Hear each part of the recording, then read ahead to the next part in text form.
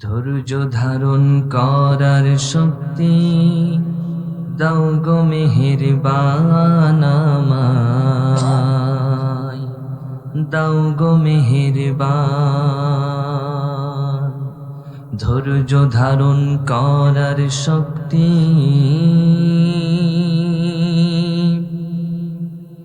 দাও গো মেহেরবান আমায়, দাও গো মেহেরবান।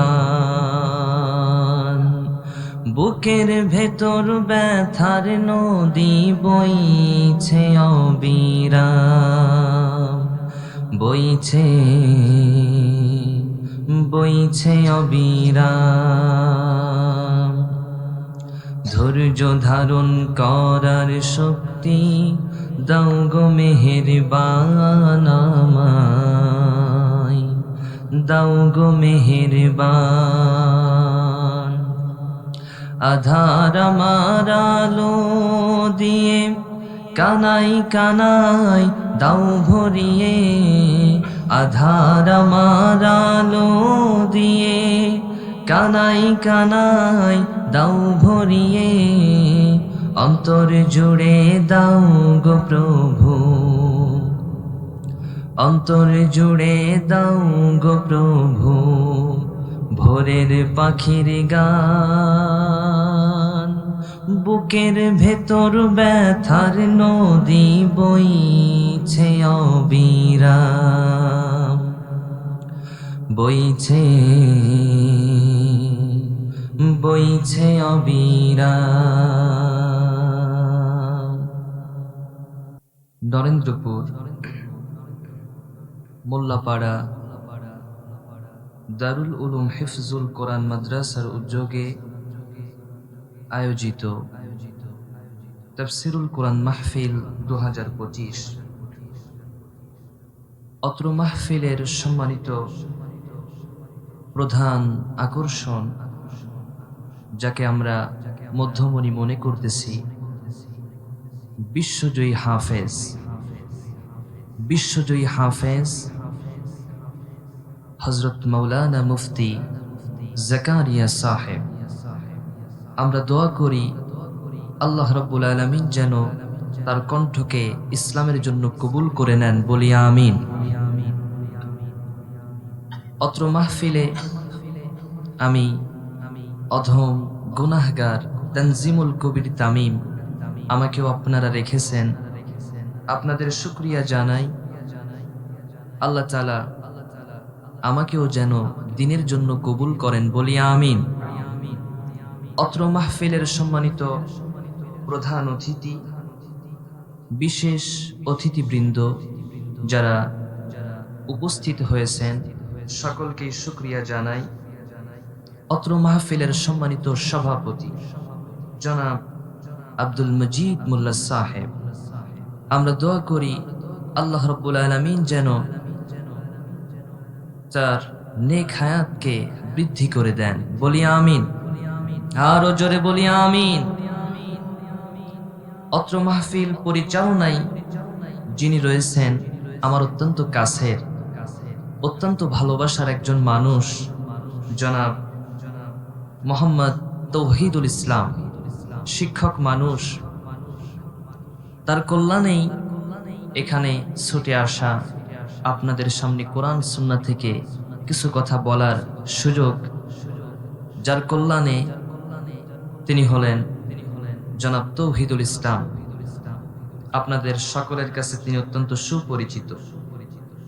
মঞ্চে উপবিষ্ট ওলামায়ে কেরামগণ, আমার সামনে উপবিষ্ট আমার তরুণ যুবক ভাইয়েরা, দাড়ি পাকা মুরব্বী বাবাজিরা, জাতির বিবেক সাংবাদিক ভাইয়েরা, বিভিন্ন স্কুল কলেজ ইউনিভার্সিটি হতে আগত শিক্ষকবৃন্দ, প্রশাসনিক ভাইয়েরা এবং পর্দার অন্তর আড়াল হতে যারা শুনছেন, আমার শ্রদ্ধেয়া মা এবং বোনেরা, সকলকেই অত্র মাহফিলের আনুষ্ঠানিকতার মধ্য দিয়ে আবারও হৃদয় নিংড়ানো সালাম, আসসালামু আলাইকুম ওয়া রাহমাতুল্লাহি ওয়া বারাকাতুহু। আপনারা সকলে কেমন আছেন? আমাকেও প্রশ্ন করলেন, মহান আল্লাহ রাব্বুল আলামিন আমাকেও আপনাদের কাতারেই রেখেছেন। বলি আলহামদুলিল্লাহ, আরো জোরে বলি আলহামদুলিল্লাহ। আমরা সকলে বলছি লা ইলাহা ইল্লাল্লাহু ওয়াহদাহু লা শারীকা লাহু লাহুল মুলকু ওয়া লাহুল হামদু ইউহয়ী ওয়া ইউমীতু ওয়া হুয়া আলা কুল্লি শাইইন কাদির। সকল প্রশংসার একমাত্র মালিক কে? আসতে বলবেন না, সকল প্রশংসার একমাত্র মালিক কে? সে আল্লাহর জন্য আরো একবার পড়ছি আলহামদুলিল্লাহ। আল্লাহর প্রশংসা করতে কি ভালো লাগে আপনাদের? মনে শান্তি আসে? বলেন বলেন। আল্লাহর প্রশংসা করলেই অন্তর শান্ত হয়ে যায়, হৃদয়টা শান্তি অনুভব করে, ঠিক কিনা? সে আল্লাহর প্রশংসা, সে আল্লাহর শুকরিয়া আদায় করে করে আমরা কি কেউ শেষ করতে পারবো? কেউ পারবে? কিয়ামত পর্যন্ত কেউ পারবে নাকি? কেউ পারবে না। আল্লাহর প্রশংসা, আল্লাহর শুকরিয়া আদায় করে করে কেউ শেষ করতে পারবে না। জোরে কোন ঠিক কিনা? আরো জোরে বলেন ঠিক কিনা? আল্লাহ রাব্বুল আলামিন কুরআনুল কারীমের ভিতরে আমাদেরকে জানিয়েছেন, কুল লাউ কানাল বাহরু মিদাদাল লিকালিমাতি রাব্বি লানাফিদাল বাহরু ক্বাবলা আন তানফাদা কালিমাতু রাব্বি ওয়ালাউ জিইনা বিমিসলিহি মাদাদা। আল্লাহু আকবার। সাগরের জলকে কালি করে, গাছের পাতাকে খাতা করে, তোমার মহিমা লেখা শেষ হবে না। যদিও লিখি প্রভু জীবন ভরে, সাগরের জলকে কালি করে, ঠিক কিনা? সে আল্লাহর প্রশংসা করতে আমরা রাজি আছি তো ইনশাআল্লাহ। যে আল্লাহ রাব্বুল আলামিন আমাদের কল্যাণের জন্য, হেদায়েতের জন্য, আমরা যেন জান্নাতে যেতে পারি, এই জন্য আল্লাহ একটা কিতাব নাজিল করেছেন। কিতাবটার নাম কি বলেন? আল কুরআন। এই কোরআন থেকে আমরা শুনবো ইনশাআল্লাহ। কোরআন থেকে শুনলে, কোরআন থেকে বললে যিনি খুশি হয়ে যান, চিৎকার দিয়ে বলুন না তিনি কে? সেই কোরআন থেকে শোনার জন্য রাজি আছেন তো ইনশাআল্লাহ? ইনশাআল্লাহ। আল্লাহ রাব্বুল আলামিন আমাদেরকে তৌফিক দান করুন, বলি আমিন।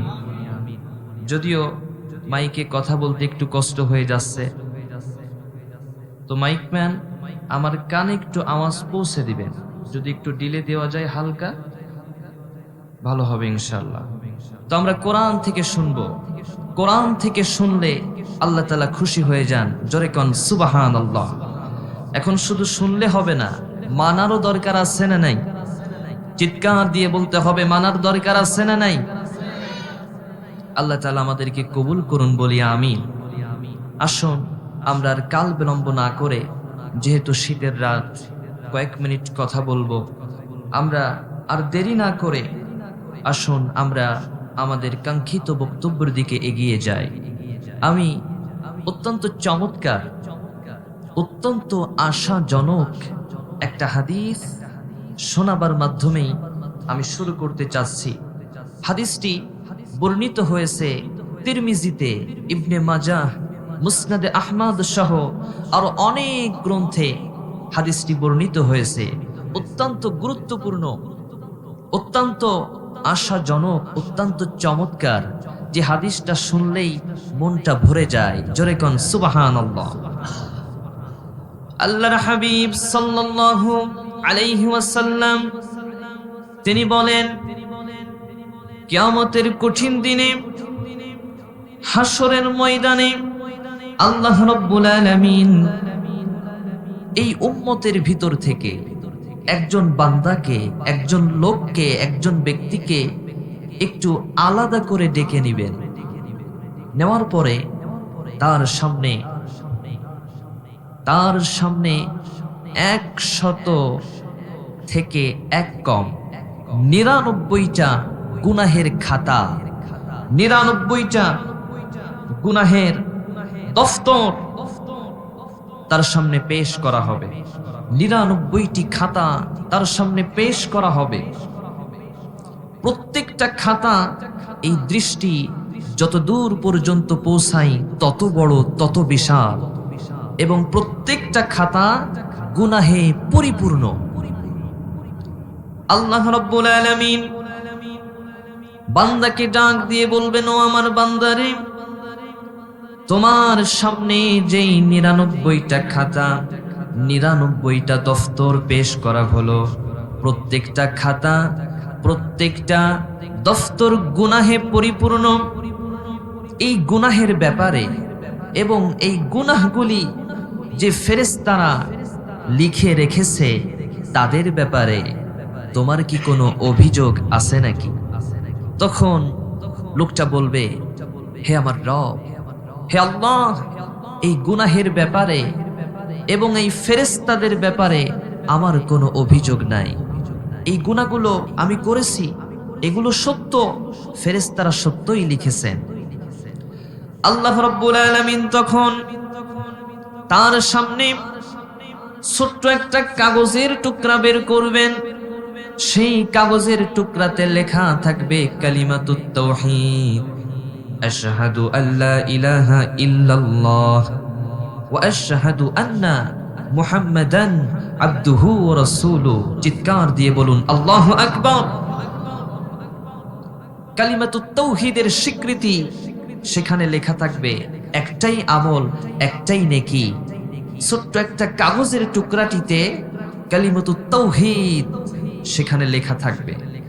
আল্লাহ রাব্বুল আলামিন বলতেন, বান্দা যাও, এবার তুমি মিজানের সামনে যাও, এখনই তোমার আমলনামা ওজন করা হবে, এখনই তোমার আমলনামা ওজন করা হবে।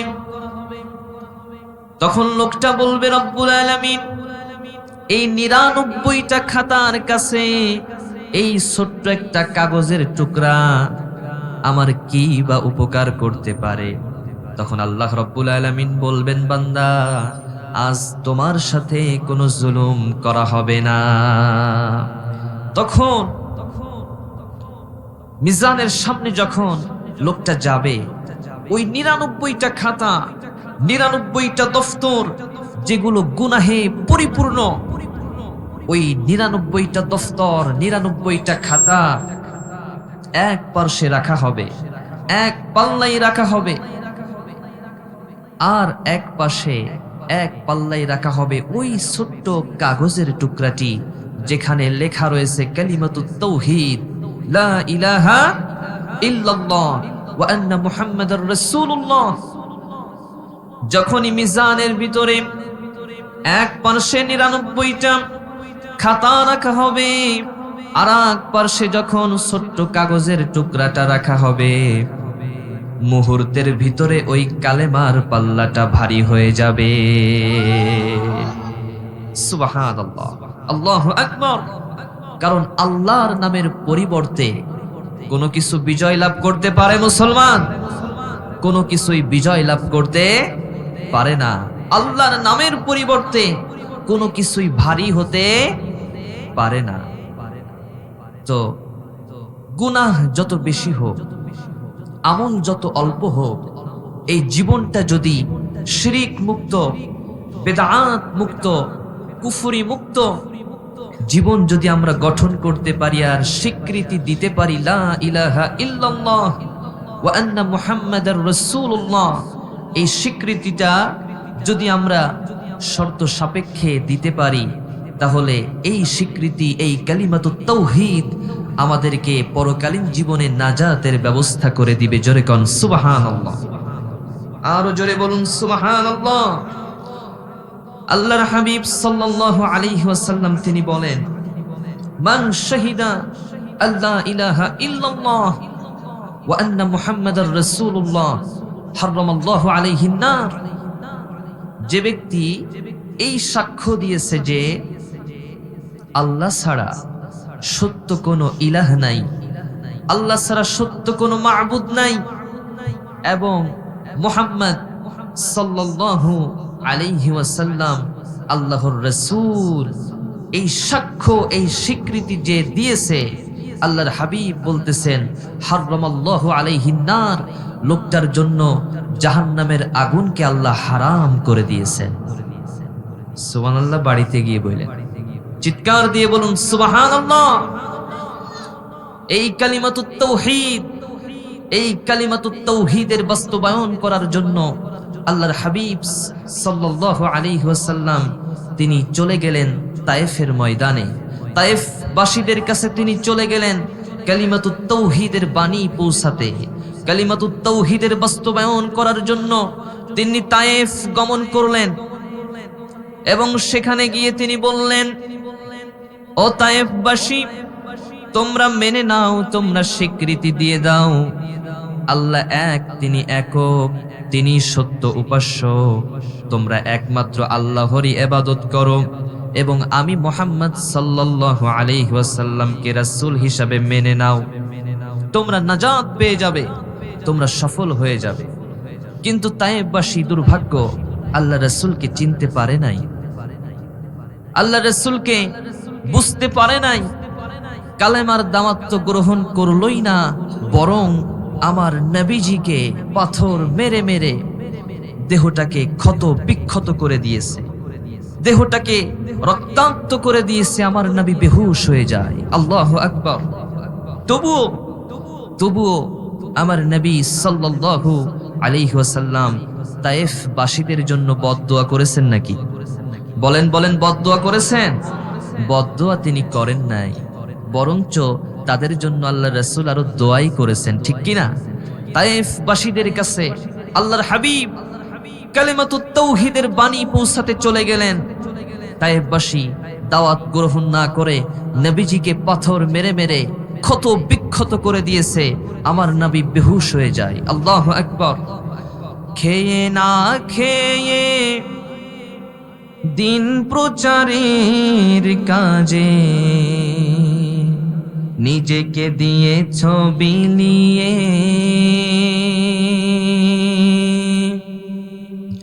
তায়েফের কাফিরেরা চিনল না সে আলো,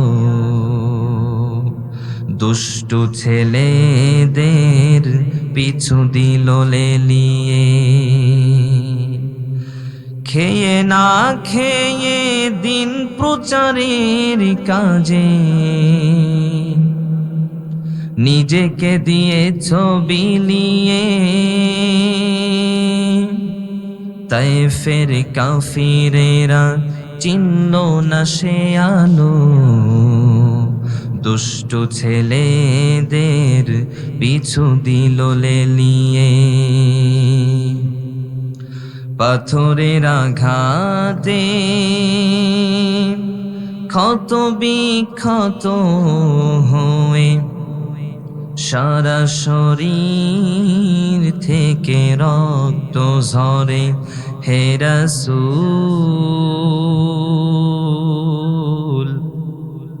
তোমাকে ভুলি আমি কেমন করে? ঠিক কিনা? সে আল্লাহর রাসূলকে ভোলা যায়? যে নবী মুহাম্মদ সাল্লাল্লাহু আলাইহি ওয়াসাল্লাম আঙ্গুলের ইশারা করলেই পূর্ণিমার জল জ্বলে চাঁদ দুই ভাগ হয়ে যেত, যে নবী জমিন থেকে পা তুললেই আল্লাহর আরশে মেরাজে চলে যেত, যে নবী হলেন গোটা বিশ্বের জন্য একজন মডেল, একজন আদর্শ। জোরে কোন সুবহানাল্লাহ। আপনি যদি ইংল্যান্ডের ব্রিটিশ মিউজিয়ামে যান তো দেখবেন সাদা পাথরের ফলকে লেখা, as a father as a teacher, as a lawgiver, as a lawmaker, as a reformer of the society. Muhammad is the superman of the world. Allahu Akbar. গোটা পৃথিবীর ভিতরে পিতা হিসাবে, নেতা হিসাবে, সমাজ সংস্কারক হিসাবে বিশ্বনবী সাল্লাল্লাহু আলাইহি ওয়াসাল্লাম তিনি হলেন একজন আদর্শ, একজন মডেল। চিৎকার দিয়ে বলুন আল্লাহু আকবার। সে আল্লাহর হাবিব সাল্লাল্লাহু আলাইহি ওয়াসাল্লাম এই কালিমাতুত তাওহীদের বাস্তবায়ন করার জন্য দেহ থেকে রক্ত ঝরিয়েছেন। এই কালিমাতুত তাওহীদের বাস্তবায়ন করার জন্য উহুদের ময়দানে দান মুবারক শহীদ করেছেন। অসংখ্য অগণিত সাহাবীরা দেহ থেকে রক্ত ঝরিয়েছেন, জীবন পর্যন্ত বিলিয়ে দিয়েছেন। জোরে কোন ঠিক কিনা? আরো চিৎকার দিয়ে বলতে হবে ঠিক কিনা? আজও এই বাংলার জমিনে, আজও বাংলার জমিনে এই কালিমাতুত তাওহীদের বাস্তবায়ন করার জন্য, আল্লাহর দ্বীন এই বাংলাদেশে প্রতিষ্ঠিত করার জন্য যদি দেহের তাজা রক্ত ঢালতে হয়, যদি জীবন দিতে হয়, আবারও যদি একটি বদর, একটি উহুদের ডাক এসে যায়, ও বাংলার মুসলমান, আপনারা কি তার জন্য প্রস্তুত আছেন? দুই হাত তুলে আমার আল্লাহকে দেখান।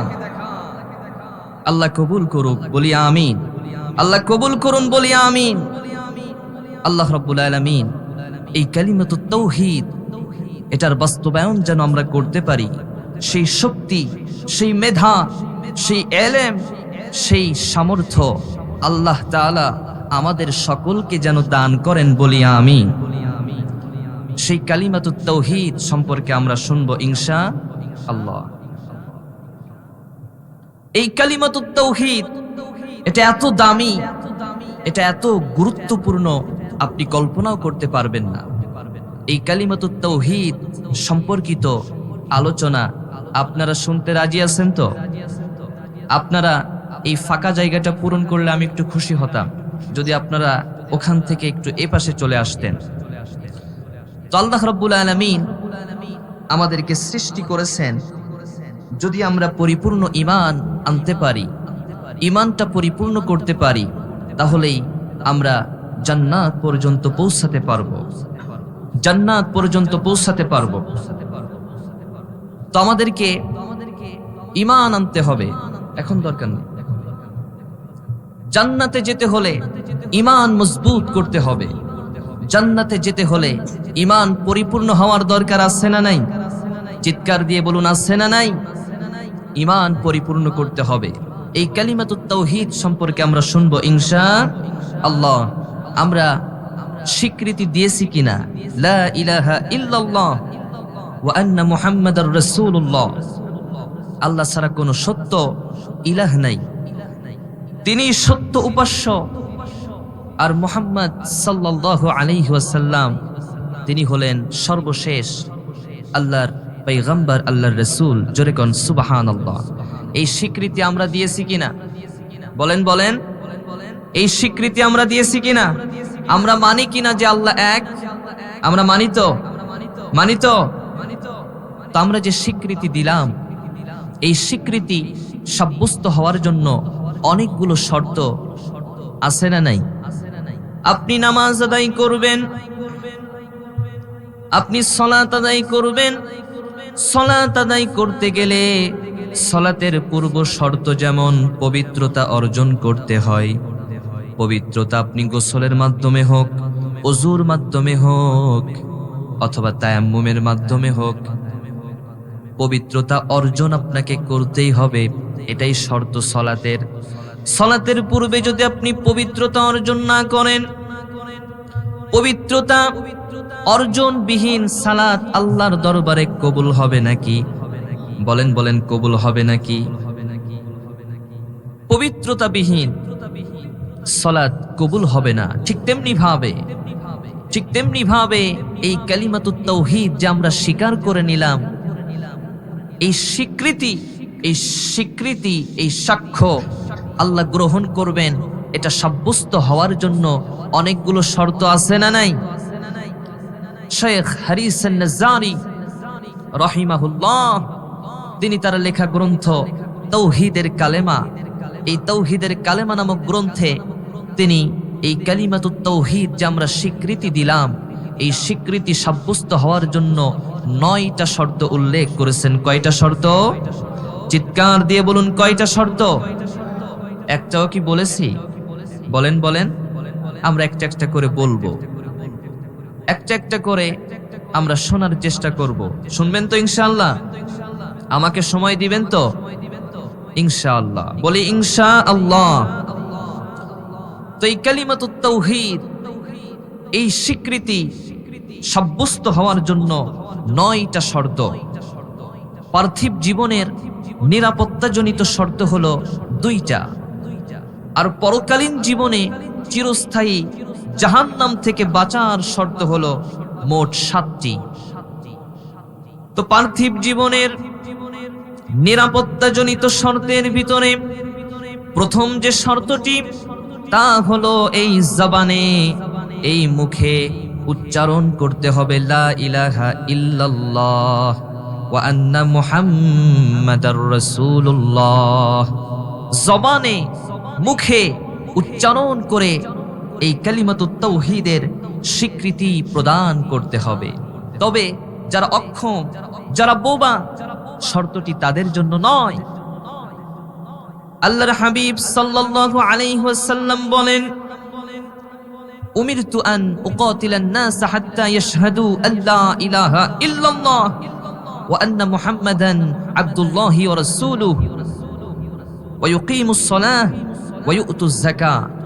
আল্লাহর হাবিব সাল্লাল্লাহু আলাইহি ওয়াসাল্লাম বলেন, আমাকে আদেশ করা হয়েছে আমি যেন লোকদের সাথে যুদ্ধ করি, জিহাদ করি, ততক্ষণ পর্যন্ত যতক্ষণ না তারা স্বীকৃতি দিবে, মেনে নিবে লা ইলাহা ইল্লাল্লাহ, যতক্ষণ না পর্যন্ত তারা স্বীকৃতি দিবে আল্লাহ এক, তিনি অদ্বিতীয়, তিনি সত্য ইলাহ, এবং আমি মুহাম্মদ সাল্লাল্লাহু আলাইহি ওয়াসাল্লামকে শেষ রাসূল হিসাবে যতক্ষণ পর্যন্ত মেনে না নিবে, যতক্ষণ পর্যন্ত না তারা সালাত কায়েম করবে, যাকাত আদায় করবে, ততক্ষণ পর্যন্ত তাদের সাথে যুদ্ধ চালাতে বলেছেন আল্লাহ রাব্বুল আলামিন। তবে কেউ যদি এই কালিমাতুত তাওহীদের স্বীকৃতি দিয়ে দেয়, কেউ যদি সালাত কায়েম করে, যাকাত আদায় করে, তাহলে তাদের ব্যাপারে আল্লাহ তাআলা বলেন তাদের জান মালের নিরাপত্তা তোমার কাছে রয়েছে। সুবহানাল্লাহ। তাহলে মুখে, জবানে উচ্চারণ করে স্বীকৃতি দেওয়ার দরকার আছে না নাই? তাহলে 1 নম্বর শর্ত হলো জবানে, মুখে এটা উচ্চারণ করে এই কালিমাতুত তাওহীদের স্বীকৃতি প্রদান করতে হবে। 2 নম্বর শর্ত হলো নওয়াকিদুত তাওহীদ, ঈমান ভঙ্গকারী, তাওহীদ ভঙ্গকারী কোনো কাজ না করা।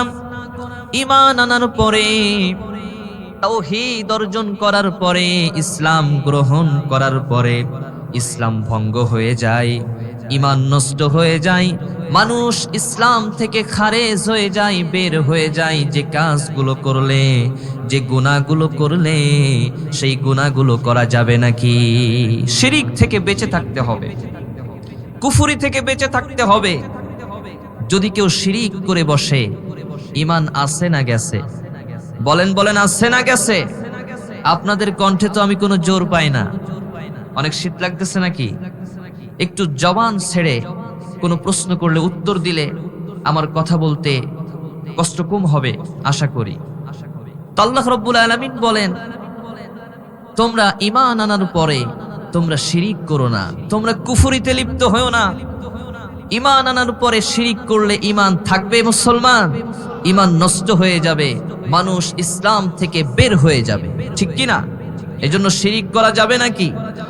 আল্লাহ রাব্বুল আলামিন বলেন, লা ইন আশরাকতা লা ইয়াহবাতান্না আমালুকা ওয়া লা তাকুনান্না মিনাল খাসিরিন। আল্লাহ রাব্বুল আলামিন বলেন, যদি তুমি আল্লাহর সাথে অংশী স্থির করো, যদি তুমি শিরিক করে বসো, তাহলে তুমি জীবনে যত আমল করেছো যত ইবাদত বندگی করেছো মুহূর্তের ভিতরেই তোমার সমস্ত আমল যিনি নষ্ট করে দিবেন তিনি কে? আল্লাহ রাব্বুল আলামিন। এজন্য শিরিক করা যাবে না। শিরিক থেকে আমাদেরকে বেঁচে থাকতে হবে। যদি আমরা শিরিক করি তাহলে আমাদের আমলগুলো নষ্ট হয়ে যাবে, আমাদের আমলগুলো বরবাদ হয়ে যাবে। এজন্য শিরিক করা যাবে? শিরিক থেকে বাঁচানো দরকার আছে না নাই? এজন্য রাব্বুল আলামিন বলেন, গোলাম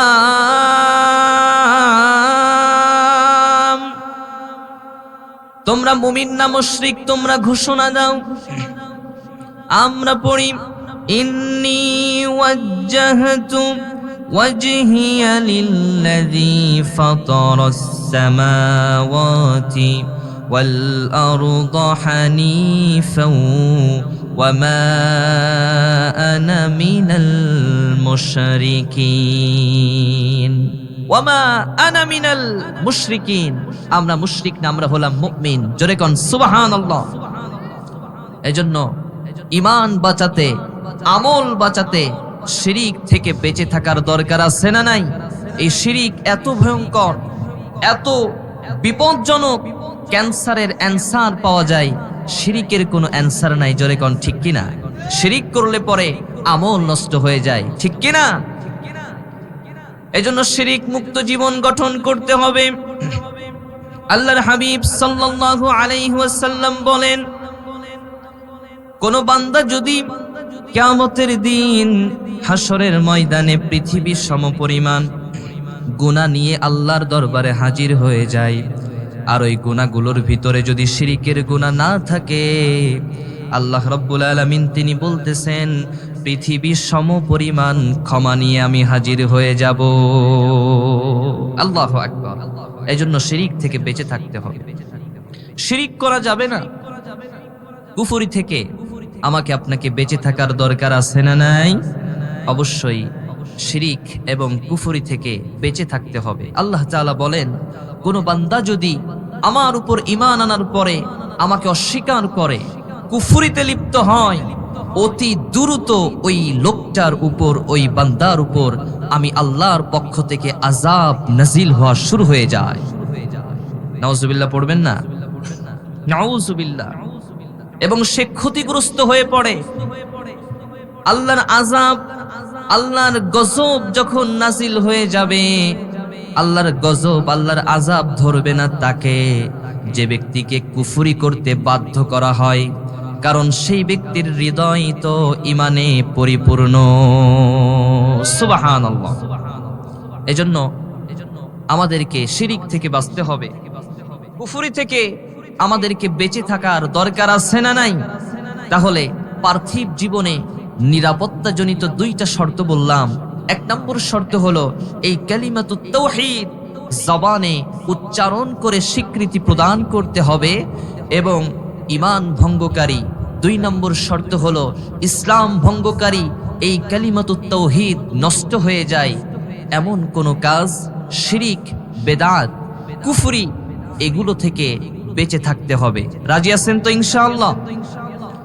এবার আসুন, এই কালিমাতুত তাওহীদ আমাদেরকে পরকালীন জীবনে চিরস্থায়ী জাহান্নামের আগুন থেকে বাঁচাবে। শর্ত হলো মোট 7টি শর্ত। কয়টা? বলেন বলেন, শর্ত কয়টা? 7টি শর্তের ভিতরে প্রথম যে শর্ত সেটা হলো আল ইলম। আমাদেরকে ইলম অর্জন করতে হবে, জ্ঞান অর্জন করতে হবে লা ইলাহা ইল্লাল্লাহ সম্পর্কে। কমপক্ষে এই লা ইলাহা ইল্লাল্লাহ এটার অর্থ আমাকে আপনাকে জানা থাকতে হবে, জেনে রাখতে হবে। কালিমাতুত তাওহীদ এটার অর্থ জানা থাকতে হবে। আল্লাহ তাআলা বলেন, ফা'লাম আন্নাহু লা ইলাহা ইল্লাল্লাহ। আল্লাহ তাআলা বলেন, ফা'লাম, জেনে রেখো, লা ইলাহা ইল্লাল্লাহ, তিনি এক, তিনি সত্য উপাস্য, তিনি ছাড়া কোনো হক ইলা আছে নাকি? বলেন বলেন, আছে? আল্লাহর হাবিব সাল্লাল্লাহু আলাইহি ওয়াসাল্লাম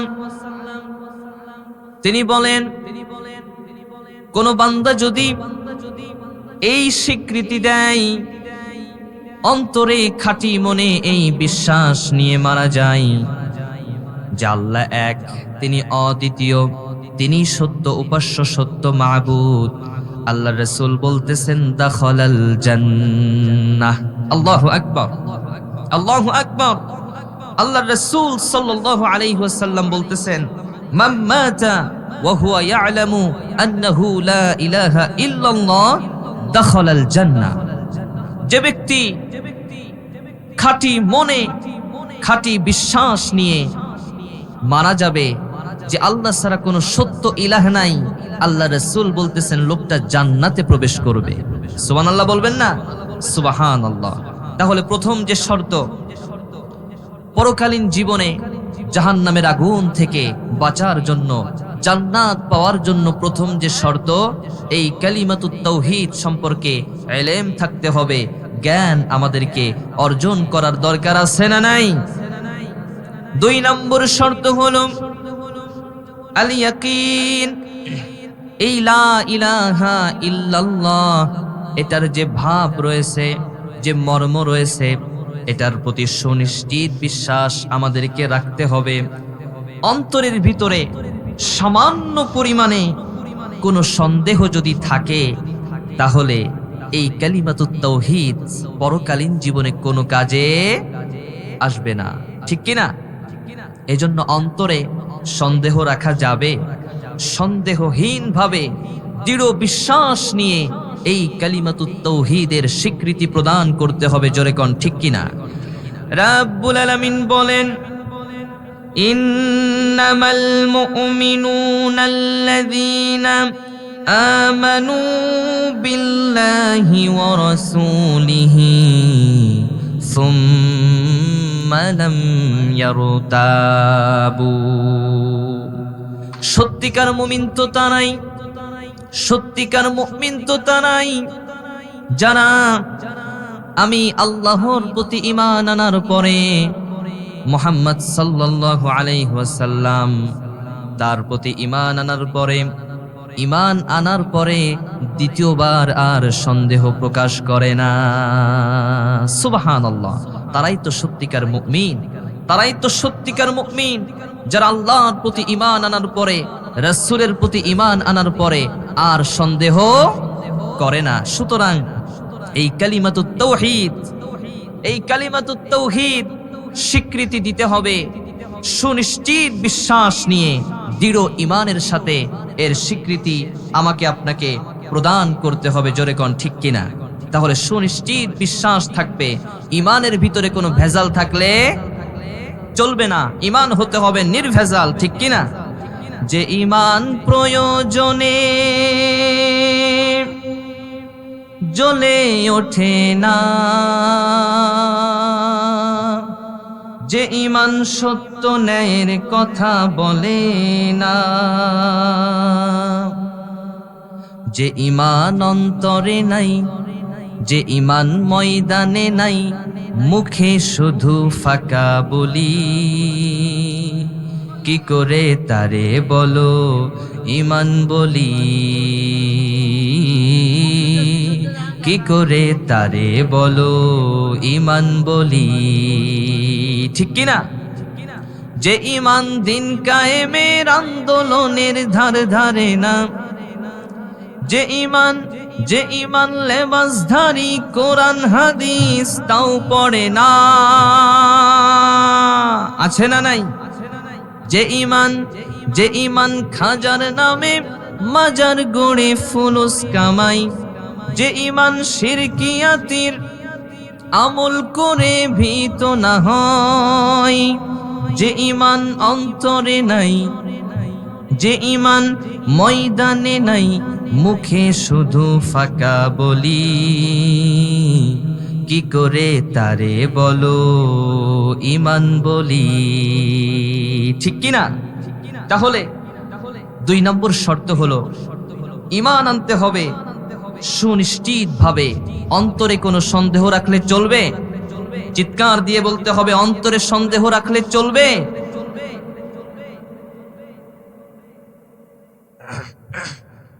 অন্তরে কোনো সন্দেহ থাকলে চলবে না। সুনিশ্চিতভাবে, সন্দেহহীনভাবে এই কালিমাতুত তাওহীদের স্বীকৃতি প্রদান করতে হবে। জোরে কোন ঠিক কিনা? নাম্বার 3 হলো আল কবুল। আল কবুল মানে হলো আল্লাহর ইবাদতকে কবুল করে নিতে হবে। আল্লাহর ইবাদত করতে হবে, ইবাদতে শিরিক করা যাবে না। আল্লাহকে বাদ দিয়ে অন্য কারোর ইবাদত করা যাবে নাকি? বলেন বলেন, যাবে? আল্লাহকে বাদ দিয়ে অন্য কারো ইবাদত করা যাবে না। একমাত্র শুধুমাত্র ইবাদত চলবে একটি সত্তার। আওয়াজ করে বলতে হবে, তিনি কে? আল্লাহ তাআলা।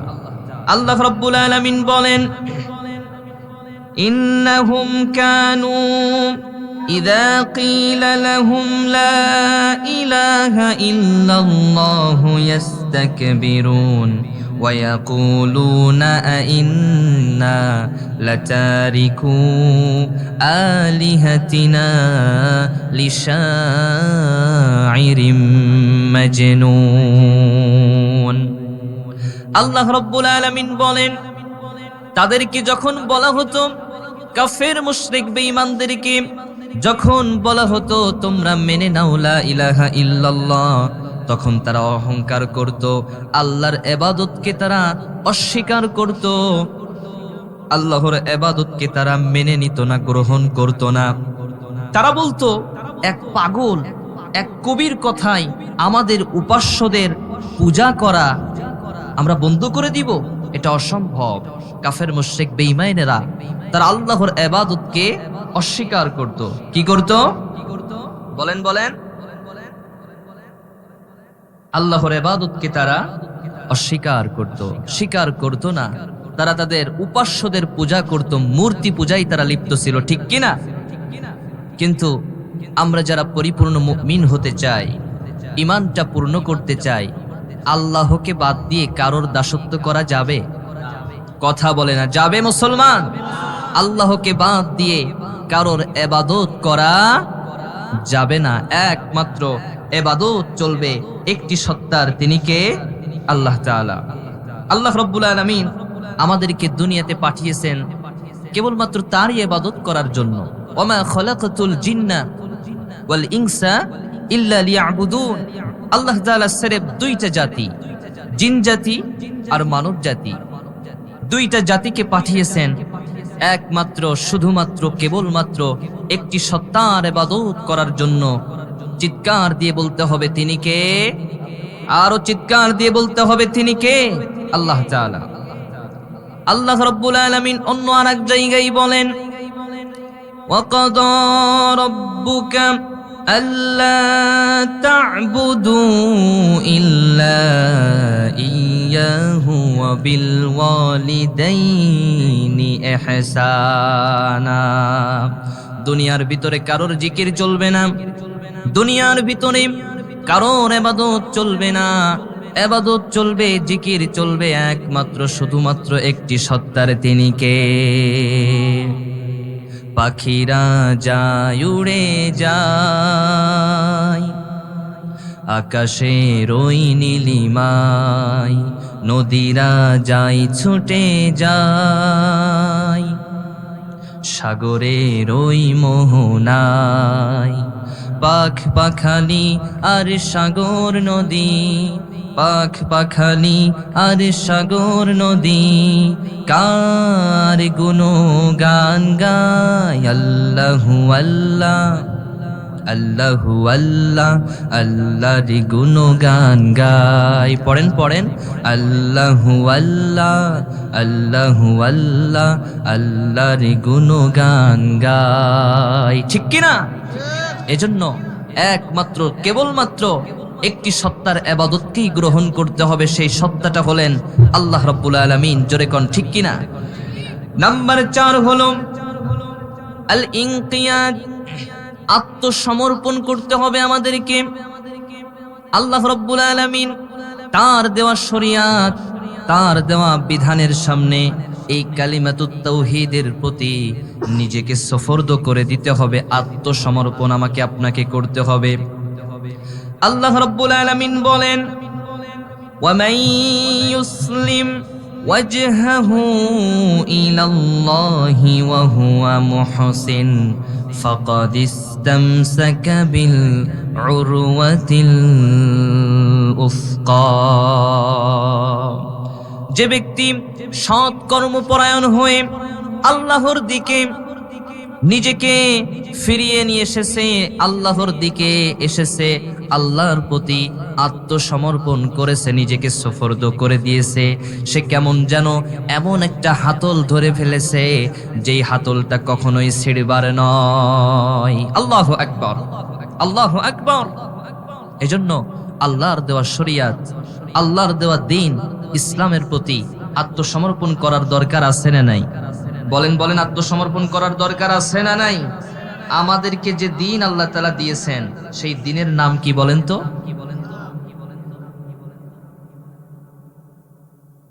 আল্লাহ তাআলা আমাদেরকে যে দ্বীন দিয়েছেন সেই দ্বীনের নাম হলো ইসলাম। আল্লাহ তাআলা বলেন, ইন্নাদ দীনা ইনদাল্লাহিল ইসলাম। আল্লাহ তাআলা আমাদের জন্য দ্বীন হিসাবে, জীবন ব্যবস্থা হিসাবে ইসলাম নামক জীবন ব্যবস্থাকে আল্লাহ তাআলা মনোনীত করেছেন এবং তিনি তা পরিপূর্ণ করে দিয়েছেন।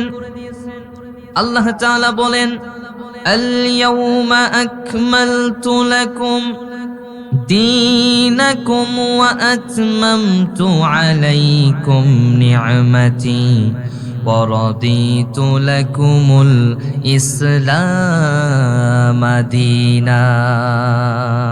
চিৎকার দিয়ে বলুন আল্লাহু আকবার। আল্লাহ তাআলা বলেন, তোমাদেরকে যে দ্বীন দিয়েছি, ইসলাম নামক যে জীবন ব্যবস্থা আমি দিয়েছি, সেই জীবন ব্যবস্থাকে, ইসলামটাকে আমি আল্লাহ তাআলা তোমাদের উপর দয়া করে সেটা আবার পরিপূর্ণ ও করে দিয়েছি। সুবহানাল্লাহ। এজন্য আপনার জীবনের প্রত্যেকটা ক্ষেত্র, প্রত্যেকটা জায়গায় ইসলামের নীতি অবলম্বন করার দরকার আছে না নাই? বলেন বলেন, আছে না নাই? এজন্য আল্লাহ তাআলা বলেন, ইয়া আইয়ুহাল্লাযীনা আমানুত্তাকুল্লাহ হাক্কা তুকাতিহি ওয়া লা তামুতুন্না ইল্লা ওয়া আনতুম মুসলিমুন। হে ঈমানদারগণ, তোমরা আল্লাহকে ভয় করো এবং তোমরা মুসলিম না হয়ে মৃত্যুবরণ তোমরা করো না। আল্লাহ ঈমানদারদেরকে ডাক দিয়ে বলতেছে, মুসলিম না হয়ে তোমরা মইরো না। এর মানে মুসলিম পরিবারে জন্ম নিলেই মুসলিম হওয়া যায় না, সুন্নাতে খাতনা করানো থাকলেই মুসলিম হওয়া যায় না। মুসলিম হতে হলে আল্লাহর দেওয়া জীবন ব্যবস্থাকে জীবনের প্রত্যেকটা ক্ষেত্রের বাস্তবায়ন করার দরকার আছে না নাই? আপনার পারিবারিক জীবন, আপনার সামাজিক জীবন, আপনার রাজনৈতিক জীবন, আপনার রাষ্ট্রীয় জীবন, আপনার শিক্ষাক্ষেত্র, অর্থনীতি, আপনার চাকরি বাকরি, ব্যবসা বাণিজ্য, এভরিথিং, প্রত্যেকটা জায়গায় ইসলামের নীতি অবলম্বন করার দরকার আছে না নাই? ইসলামের নীতি আমাকে আপনাকে অবলম্বন করতে হবে। যদি জীবনের প্রত্যেকটা জায়গায় ইসলামকে কাজে লাগাতে পারি, বাস্তবায়ন করতে পারি, তবেই আমি আত্মসমর্পণ করলাম, তখনই আমি আল্লাহর দরবারে মুসলিম হিসাবে স্বীকৃত পেয়ে যাব। ঠিক কিনা? এজন্য আমাদেরকে জীবনের প্রত্যেকটা ক্ষেত্রেই ইসলামের নীতি অবলম্বন করতে হবে। এজন্য আল্লাহ তাআলা বলেন, যে ব্যক্তি সৎ কর্মপরায়ণ হয়ে আল্লাহর দিকে ফিরে এসেছে, নিজেকে সুফর্দ করে দিয়েছে, আত্মসমর্পণ করেছে, ওই ব্যক্তি এমন একটা হাতল আঁকড়ে ধরেছে যা কোনোদিনও ছিঁড়ে যাবার নয়। তাহলে একটা শর্ত হলো, এই কালিমাতুত তাওহীদ, আল্লাহর ইবাদতকে গ্রহণ করতে হবে, কবুল করতে হবে। 4 নম্বর শর্ত হলো আত্মসমর্পণ করতে হবে। এই কবুল এবং আত্মসমর্পণ, এই দুইটার ভিতরে পার্থক্য হলো, কবুল হলো অন্তরের কর্ম, আর আত্মসমর্পণ মানে হলো অঙ্গ প্রত্যঙ্গের কর্ম। জোরে কোন সুবহানাল্লাহ। কিভাবে? আল্লাহ তাআলা আমাদের উপর সালাত ফরজ করেছেন কয় ওয়াক্ত? সবাই বলেন কয় ওয়াক্ত? 5 ওয়াক্ত সালাত আল্লাহ তাআলা আমাদের জন্য ফরজ করেছেন। এটা আমরা অন্তর দিয়ে মেনে নিয়েছি কিনা? আপনারা মানেন নাই? মেনেছেন? তো আওয়াজ দিয়ে বলতে হবে, আল্লাহর যে একটা বিধান আমাদের উপর 5 ওয়াক্ত সালাত আল্লাহ ফরজ করেছেন, এটার স্বীকৃতি আমরা দিয়েছি কিনা, অন্তর দিয়ে মেনে নিয়েছি কিনা? অন্তর দিয়ে মেনে নিয়েছি, কবুল করে নিয়েছি, কিন্তু মসজিদের মাইকে যখন নামাজের আজান হয় আমরা মসজিদে আসি না। ঈমান পরিপূর্ণ হবে? বলেন বলেন, হবে? হবে না। যখনই মসজিদের মাইকে সালাতের আজান হয়ে যাবে, নামাজের আজান যখন হয়ে যাবে, আমি তো আগে থেকেই অন্তর দিয়ে মেনে নিয়েছি যে আল্লাহ 5 ওয়াক্ত সালাত ফরজ করেছেন। যখন মসজিদের মাইকে আজান হয়ে যাবে, আমি আমার কাজ কর্ম থেকে ফারেক হয়ে নামাজের জন্য, সালাতের জন্য মসজিদে আসব, সালাত কায়েম করব, জামাতে নামাজ আদায় করব। তাহলে এই বিধানের প্রতি আমি আত্মসমর্পণ করলাম। সুবহানাল্লাহ। তাহলে কবুল মানে হলো অন্তরের কর্ম, আর আত্মসমর্পণ মানে হলো অঙ্গ প্রত্যঙ্গের কর্ম। জোরে কোন সুবহানাল্লাহ। আমরা বলছিলাম জাহান্নাম থেকে, চিরস্থায়ী জাহান্নাম থেকে বাঁচতে আমাদেরকে 7টি শর্ত পূর্ণ করতে হবে। কয়টা শর্ত? 5 নম্বর শর্ত হলো সত্যবাদিতা। সত্যবাদী মন নিয়ে, সত্যবাদী মন নিয়ে আমাদেরকে কালিমাতুত তাওহীদের স্বীকৃতি প্রদান করতে হবে। অন্তরে কোনো মুনাফিকি থাকলে চলবে নাকি? বলেন বলেন, অন্তরে কোনো মুনাফিকি থাকলে চলবে না। আল্লাহ রাব্বুল আলামিন বলেন, ইযা জাআকাল মুনাফিকুনা ক্বালু নাশহাদু ইন্নাকা লারাসূলুল্লাহ ওয়াল্লাহু ইয়ালামু ইন্নাকা লারাসূলুহু ওয়াল্লাহু ইয়াশহাদু ইন্নাল মুনাফিকিনা লাকাযিবুন। চিৎকার দিয়ে বলুন আল্লাহু আকবার। আল্লাহ তাআলা বলেন, মুনাফিক মার্কা লোকেরা যখন আল্লাহর রাসূলের সামনে আসতো, তখন তারা বলতো, হে রাসূল, ইয়া রাসূলুল্লাহ, আপনি আল্লাহর রাসূল, আপনি সত্য রাসূল, এটা আমরা মেনে নিয়েছি। আর ওই মুনাফিকদের ব্যাপারে আল্লাহ তাআলা নিজে সাক্ষ্য দিতেছেন যে ইয়া রাসূলুল্লাহ, মুনাফিকরা হলো মিথ্যাবাদী। মুনাফিকরা কি? কারণ অন্তরের খবর যিনি জানেন তিনি কে? জোরে বলেন, তিনি কে? আরো চিৎকার দিয়ে বলতে হবে, তিনি কে? অন্তরের খবর তিনি জানেন। মুনাফিকরা এসে বলতেছে, ইয়া রাসূলুল্লাহ, আপনি সত্য রাসূল। কিন্তু তারা যখন আল্লাহর রাসূল থেকে দূরে সরে যায়, যখন ওই বেঈমানদের সাথে মিশে যায়, তাদেরকে বলে, আমরা তো তোমাদেরই দলে আছি। আমরা কি তোমাদেরই দলে আছি? তো আল্লাহ তাআলা অন্তরের খবর জানতেন মুনাফিকদের, রাসূলকে তা জানিয়ে দিয়েছেন। জোরে কোন সুবহানাল্লাহ। তাহলে 5 নম্বর শর্ত হলো, 5 নম্বর শর্ত হলো সত্যবাদিতা। সত্যবাদী মন নিয়ে এই কালিমাতুত তাওহীদের স্বীকৃতি দিতে হবে। সত্যবাদী মন নিয়ে এই কালিমাতুত তাওহীদের স্বীকৃতি দেওয়ার দরকার আছে না নাই? জোরে বলেন, আছে না নাই? নাম্বার 6 হলো, 6 নম্বর শর্ত হলো আল ইখলাস। ইখলাসের সাথে অন্তরে আল্লাহর ভয় নিয়ে এই কালিমাতুত তাওহীদের স্বীকৃতি দিতে হবে।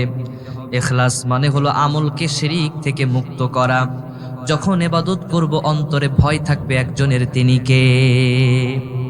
আল্লাহ রাব্বুল আলামিন বলেন, ফাদউল্লাহা মুখলিসিনা লাহুদ্দীন ওয়ালাউ কারিহাল কাফিরুন। আল্লাহকে ডাকো তোমরা তার আনুগত্যে একনিষ্ঠ হয়ে। জোরে কোন সুবহানাল্লাহ। অন্তরে ভয় থাকবে কার? মুমিনের অন্তরে ভয় থাকে কার? যাদের হৃদয়ে আছে আল্লাহর ভয়, তারা কভু পথ ভুলে যায় না। আল্লাহর প্রেম ছাড়া এই দুনিয়ায় কারো কাছে কোনো কিছু চাই না, কারো কাছে কোনো কিছু চাই না। ঠিক কিনা? রাতের আধারে যারা সেজদাতে রয়, দু চোখের স্রোতে নদী যেন বয়, ছলনার হাতছানি যতই আসুক, ছলনার হাতছানি যতই আসুক, পেছনে ফিরেও তাকাই না, পেছনে ফিরেও তাকাই না। যাদের হৃদয়ে আছে আল্লাহর ভয়, তারা কভু পথ ভুলে যায় না। ঠিক কিনা? অন্তরে ভয় থাকবে কার? নাম্বার 7 হলো আল মাহাব্বা। আল্লাহর এই কালিমা, এই কালিমাতুত তাওহীদ, এই কালিমাতুত তাওহীদের প্রতি ভালোবাসা থাকতে হবে। এই কালেমা এবং কালেমা অবলম্বনকারী সকলের প্রতি আমাদের ভালোবাসা থাকার দরকার আছে না নাই? এই কালেমা, এই কালিমাতুত তাওহীদ, এটার প্রতি এবং এই কালিমাতুত তাওহীদ যারা স্বীকার করে নিয়েছে তাদের প্রতি আমাদের অন্তরে ভালোবাসা থাকতে হবে। আর এই ভালোবাসাটা হবে কার জন্য? বলেন বলেন, কার জন্য? আল্লাহর হাবিব সাল্লাল্লাহু আলাইহি ওয়াসাল্লাম তিনি বলেন, যে ব্যক্তি আল্লাহর জন্য ভালোবাসে, আল্লাহর জন্য কারো সাথে বিদ্বেষ পোষণ করে, আল্লাহর জন্য দান করে, আবার আল্লাহর জন্যই দেওয়া থেকে বিরত থাকে, ব্যক্তি লোকটা ঈমানকে পরিপূর্ণ করে ফেলেছে। সুবহানাল্লাহ। লোকটা ঈমান পরিপূর্ণ করেছে কিভাবে? আল্লাহর জন্য ভালোবেসেছে, আল্লাহর জন্য ভালোবাসা থেকে বিরত থেকেছে, আল্লাহর জন্যই দান করেছে এবং আল্লাহর জন্যই দেওয়া থেকে বিরত থেকেছে। এই গুণগুলো যে অর্জন করেছে, ওই ব্যক্তিটা, ওই লোকটা তার ঈমান পূর্ণ করে ফেলেছে। জোরে কোন সুবহানাল্লাহ। সুতরাং 7 নম্বর শর্ত হলো এই কালেমা এবং কালেমা অবলম্বনকারী যারা, তাদের প্রতি অন্তরে ভালোবাসা থাকতে হবে, ভালোবাসা রাখতে হবে। আর এই ভালোবাসাটা হবে যার জন্য? তিনি কে? চিৎকার দিয়ে বলেন, তিনি কে? আমাদের ভালোবাসা হবে একটি সত্তার জন্য, তিনি হলেন আল্লাহ রাব্বুল আলামিন। জোরে কোন ঠিক কিনা? আমাদের ভালোবাসা সবই যেন হয় প্রভু শুধু তোমার জন্য, রাগ ক্ষোভ ঘৃণা গুলো তাও যেন হয় প্রভু শুধু তোমার জন্য। ভালোবাসি বাসি ভালো, ভালোবাসি প্রভু তোমাকে, ইয়া হাবিবি ইয়া রাসূলুল্লাহ, আদর্শ মেনেছি তোমাকে। মান আহাব্বা লিল্লাহ ওয়া আবগাদা লিল্লাহ ওয়া আ'তা লিল্লাহ ওয়া মানা'a লিল্লাহ ফাকাদ ইসতাকমালাল ঈমান। মান আহাব্বা লিল্লাহ ওয়া আবগাদা লিল্লাহ ওয়া আ'তা লিল্লাহ ওয়া মানা'a লিল্লাহ ফাকাদ ইসতাকমালাল ঈমান। আমাদের ভালোবাসা সবই যেন হয় প্রভু শুধু তোমার জন্য, রাগ ক্ষোভ ঘৃণা গুলো তাও যেন হয় প্রভু শুধু তোমার জন্য। ঠিক কিনা? আমাদের অন্তরে ভালোবাসা থাকবে, আমরা ভালোবাসবো সবাইকে, একজনের জন্য, তিনি হলেন আল্লাহ রাব্বুল আলামিন। তিনি কে? 7 নম্বর শর্ত ছিল এটা, যে এই কালেমা এবং কালেমা অবলম্বনকারীদের প্রতি আমাদেরকে ভালোবাসা রাখতে হবে। যে ব্যক্তি আল্লাহকে ভালোবাসবে এবং আল্লাহকে যারা ভালোবাসে তাদেরকে ভালোবাসবে, ওই লোকটা ঈমানকে পরিপূর্ণ করে ফেলেছে। জোরে কোন সুবহানাল্লাহ।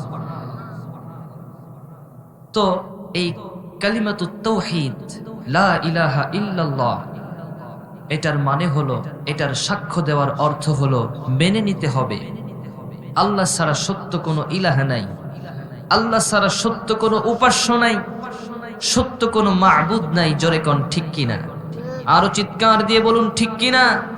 আর মুহাম্মাদুর রাসূলুল্লাহ সাল্লাল্লাহু আলাইহি ওয়াসাল্লাম, তার প্রতি সাক্ষ্য দেওয়া, এটার অর্থ হলো তাকে সর্বশেষ খাতামুন নবিয়্যিন রাসূল বলে মেনে নেওয়া, তার আদিষ্ট বিষয়ে আনুগত্য করা, তার প্রদানকৃত সংবাদকে সত্যায়ন করা এবং তার নিষিদ্ধ বিষয়গুলো থেকে নিজেকে বিরত রাখা এবং তার দেখানো পদ্ধতিতেই ইবাদত করতে হবে। কার?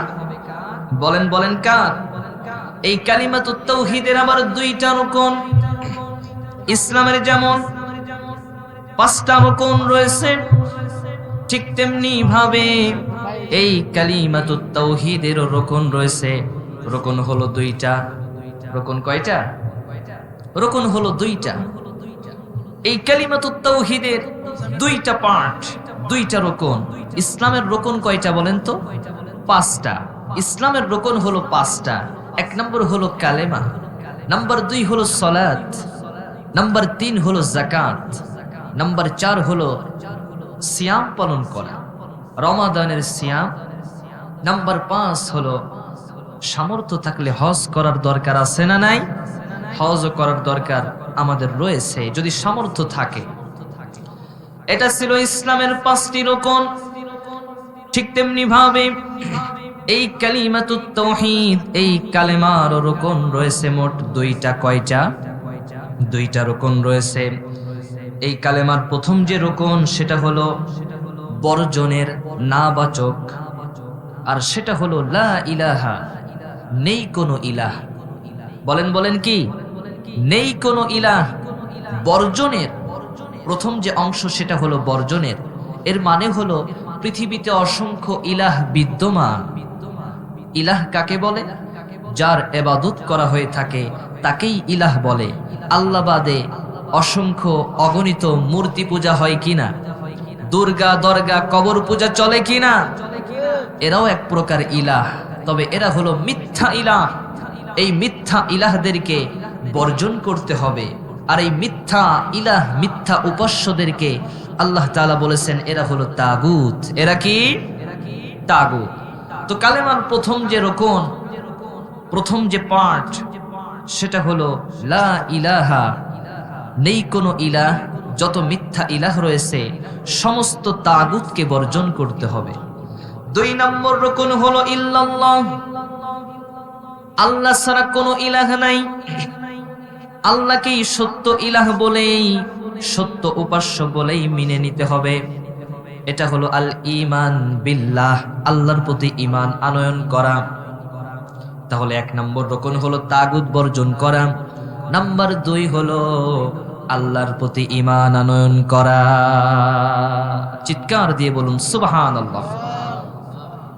এই বিষয়টি আল্লাহ রাব্বুল আলামিন কুরআনুল কারীমের ভিতরে সূরাতু আল বাকারা 256 নম্বর আয়াতের ভিতরে আল্লাহ তাআলা নাযিল করেছেন। আল্লাহ তাআলা বলেন, ফামান ইয়াকফুরু বিত-তাগুতি ওয়া ইউমিন বিল্লাহ فقد استمسك بالعروة الوثقى لا انفصام لها আল্লাহ তাআলা বলেন, তোমরা তাগুতকে অস্বীকার করো, তাগুত থেকে দূরে থাকো এবং আমি আল্লাহর প্রতি তোমরা ঈমান আনয়ন করো। যে ব্যক্তি তাগুতকে অস্বীকার করে আল্লাহর প্রতি ঈমান আনবে, আল্লাহ তাআলা বলতেছেন ফাকাদ ইসতামসাকা বিল উরওয়াতিল উসকা।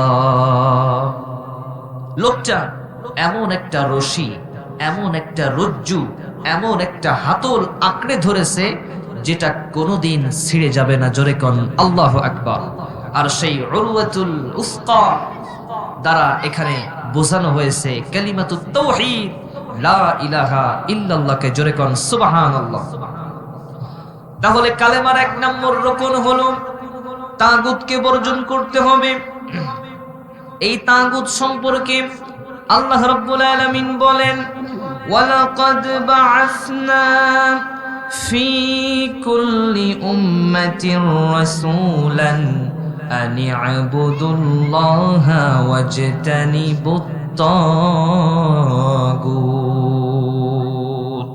আল্লাহ রাব্বুল আলামিন পৃথিবীতে যুগে যুগে যত নবী রাসূল আল্লাহ তাআলা পাঠিয়েছিলেন, প্রত্যেক নবী রাসূলের মধ্যেই আল্লাহ রাব্বুল আলামিন এই বাণীটা নাজিল করেছেন।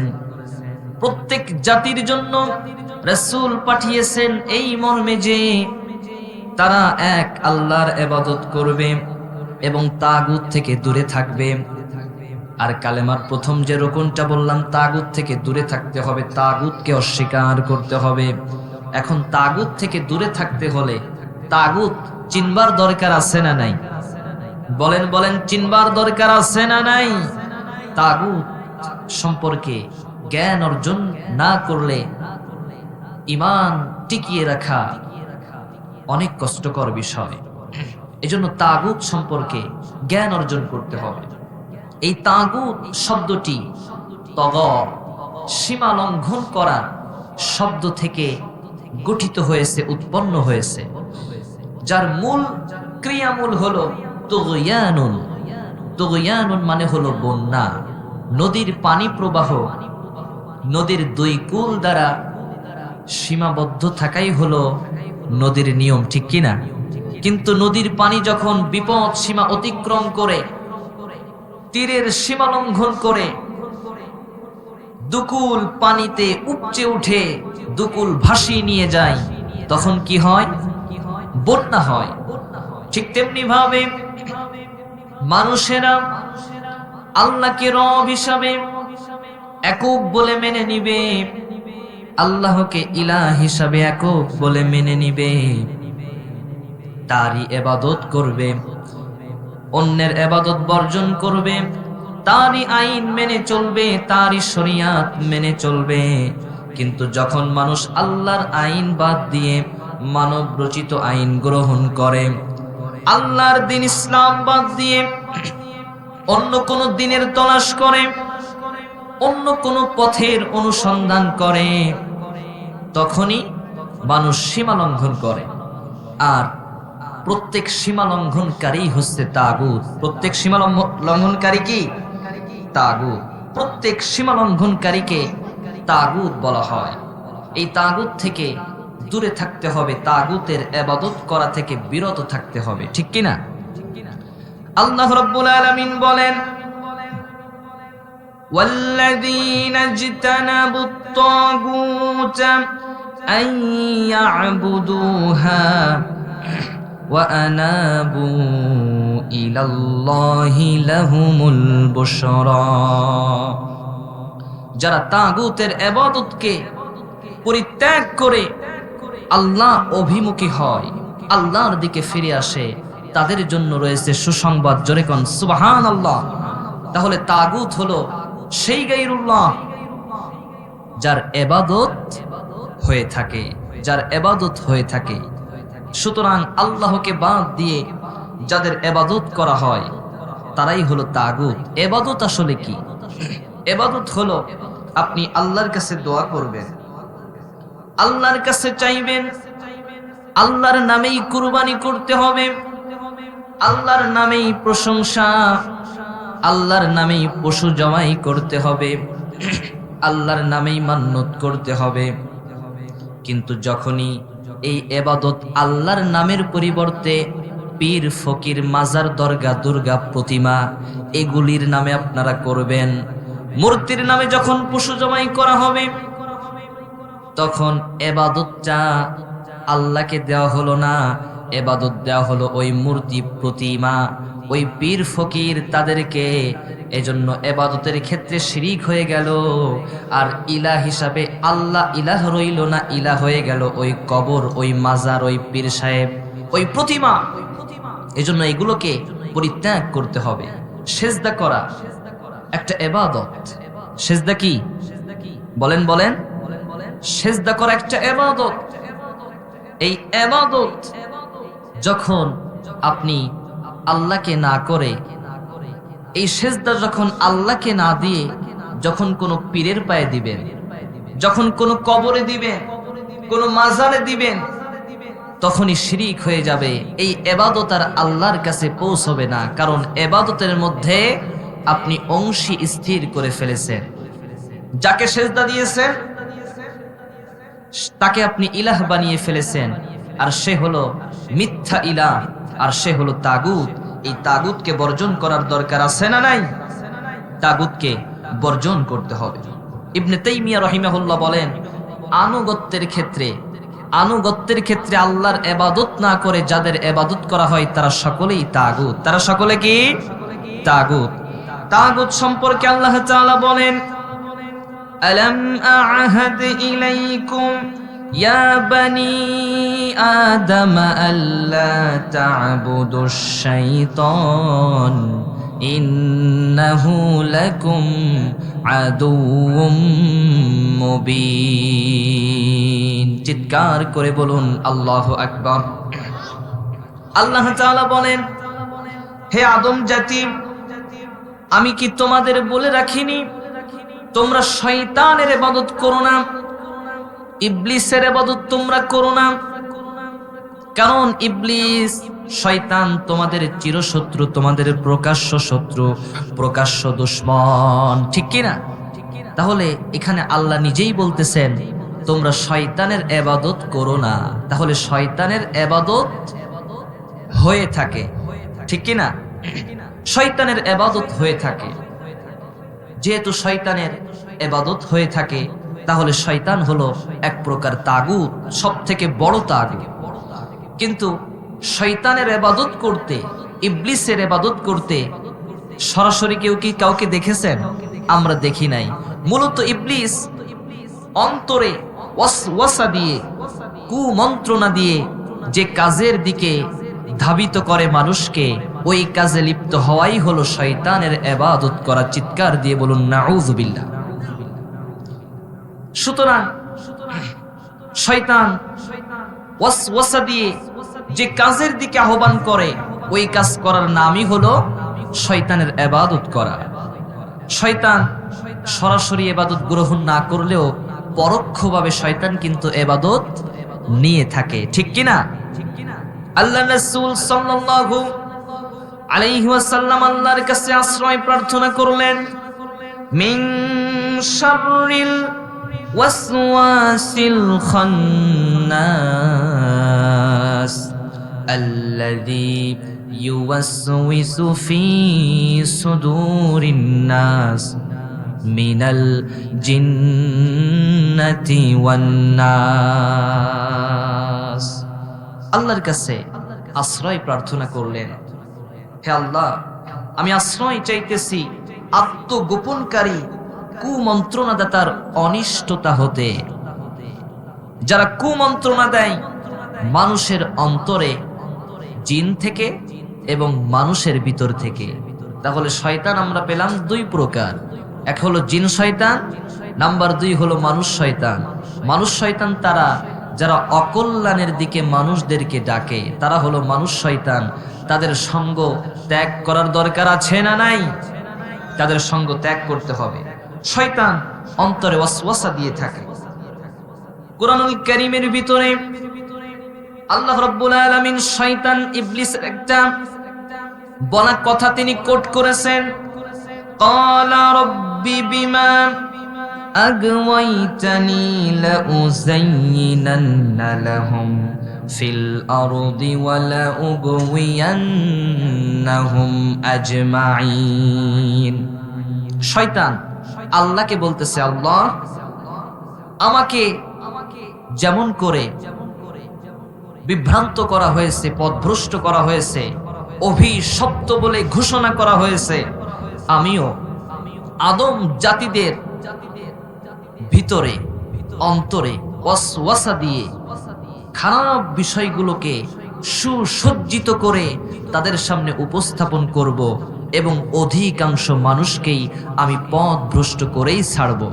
জোরে কর নাউযুবিল্লাহ, নাউযুবিল্লাহ। শয়তান ইবলিস অন্তরে ওয়াসওয়াসা দেয়। আমাদের অন্তরে শয়তান ওয়াসওয়াসা দিয়ে থাকে। এই যে শয়তান ইবলিস, এই ইবলিস মানুষের সাথে যে গভীর সম্পর্ক রয়েছে, মানুষের সাথে যে ইবলিস জিনদের, ইবলিসের সঙ্গী সাথীদের যে কানেকশন, আপনি অবাক হয়ে যাবেন। ইবলিস সম্পর্কে যদি আপনার জ্ঞান না থাকে, পথভ্রষ্ট আপনি হবেনই হবেন। এজন্য ইবলিস জিন সম্পর্কে জ্ঞান আমাদেরকে থাকতেই হবে, জানা থাকতেই হবে। এই যে অন্তরের কন্ট্রোল ক্ষমতা আল্লাহ তাআলা ইবলিস জিনকে কিছুটা ক্ষমতা দিয়েছেন, ঠিক কিনা? দুইটা ক্ষমতা দেওয়া হয়েছে, কিয়ামত পর্যন্ত বেঁচে থাকতে পারবে। নাম্বার 2 হলো মানুষের শিরা উপশিরা রক্তের নালীতে প্রবেশ করে ওয়াসওয়াসা দিতে পারবে। এই ক্ষমতা শয়তানকে যিনি দিয়েছেন তিনি কে?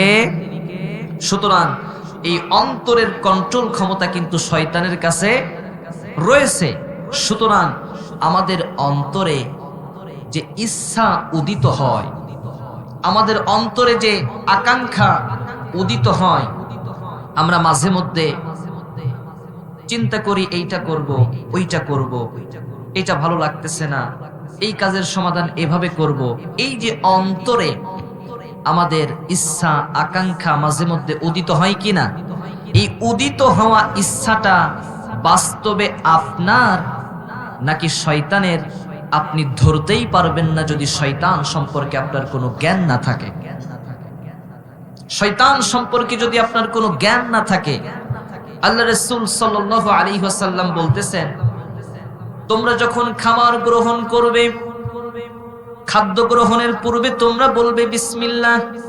কি বলবে? বিসমিল্লাহ। যদি তোমরা বিসমিল্লাহ না বলে খাবার গ্রহণ করো, ওই খাবারে শয়তান অংশগ্রহণ করে। কে অংশগ্রহণ করে?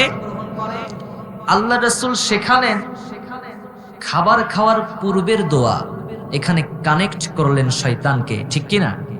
আল্লাহ রাসূল শেখাচ্ছেন তোমরা যখন টয়লেটে প্রবেশ করবে পড়বে আল্লাহুম্মা ইন্নী আউযু বিকা মিনাল খুবুসি ওয়াল খাবাইস। এই দোয়াটা পড়ে যদি তোমরা টয়লেটে প্রবেশ করো, শয়তানের চোখের সামনে একটা পর্দা পড়ে যায়, তোমাকে সে আর ওয়াসওয়াসা দিতে পারবে না। আল্লাহ রাসূল শেখালেন টয়লেটে প্রবেশের দোয়া, এখানে কানেক্ট করলেন কাকে? শয়তানকে। শয়তান নামক এই ক্যারেক্টার আমাদের সাথে এর যে কি গভীর সম্পর্ক আপনি কল্পনাও করতে পারবেন না। আর এই শয়তান সম্পর্কে জ্ঞান না থাকলে পরিপূর্ণ ঈমানের উপর অটল থাকা, অবিচল থাকা এটা অসম্ভব, এটা কখনোই সম্ভব নয়। এজন্য শয়তান সম্পর্কে জ্ঞান অর্জন করতে হবে। আল্লাহ রাসূল সাল্লাল্লাহু আলাইহি ওয়াসাল্লাম বলেন, তোমরা যখন বাড়িতে প্রবেশ করবে আল্লাহর নাম নিয়ে প্রবেশ করবে। আল্লাহর নাম হলো সালাম। আসসালামু আলাইকুম বলে তোমরা ঘরে প্রবেশ করবে, বাড়িতে প্রবেশ করবে।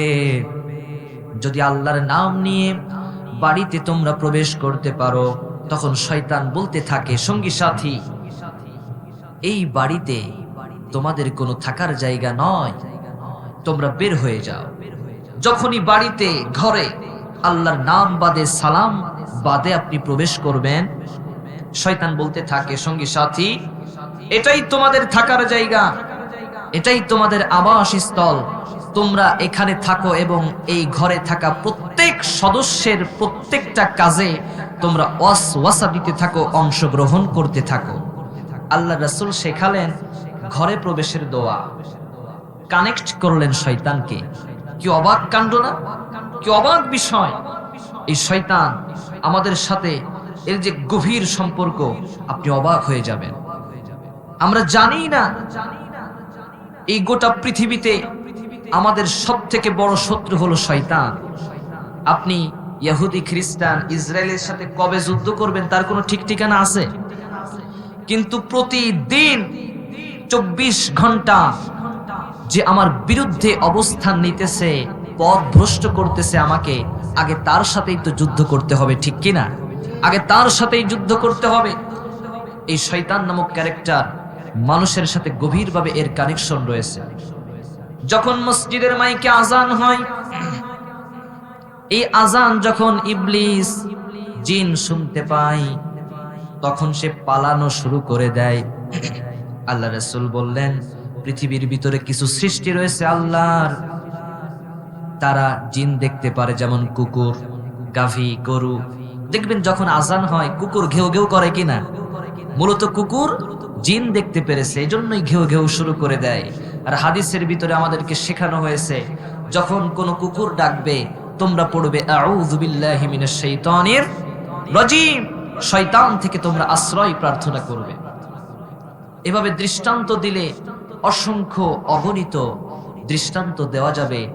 আল্লাহ রাসূল শিখিয়েছেন খাবার শুরুতে এই দোয়া পড়বে, টয়লেটের যাওয়ার পূর্বে এই দোয়া পড়বে, কানেক্ট করেছে শয়তানকে। সুতরাং শয়তান আমাদের সাথে এর গভীর সম্পর্ক রয়েছে। আমাদের অন্তরে যে ইচ্ছা উদিত হয়, এটা আসলেই কি আমার না শয়তানের? আপনি ধরতেই পারবেন না শয়তান সম্পর্কে যদি আমার আপনার জ্ঞান না থাকে, ঠিক কিনা? আল্লাহর হাবিব সাল্লাল্লাহু আলাইহি ওয়াসাল্লাম তিনি বলেন, আল্লাহর রাসূল সাল্লাল্লাহু আলাইহি ওয়াসাল্লাম আমাদেরকে জানিয়েছেন, তোমরা যখন ঘুমাতে যাও, রাতের বেলা ঘুমাতে যাও, তখন তোমরা আয়াতুল কুরসি পাঠ করে শুবে। ওযু করে শুলে পরে একজন ফেরেশতা তোমার কাছে এসে পাহারা দিতে থাকে। আল্লাহু আকবার। আর জিন কি করে? মানুষের মাথার কাছে এসে ওয়াসওয়াসা দিতে থাকে, ঘুমাও ঘুমাও, রাত অনেক লম্বা।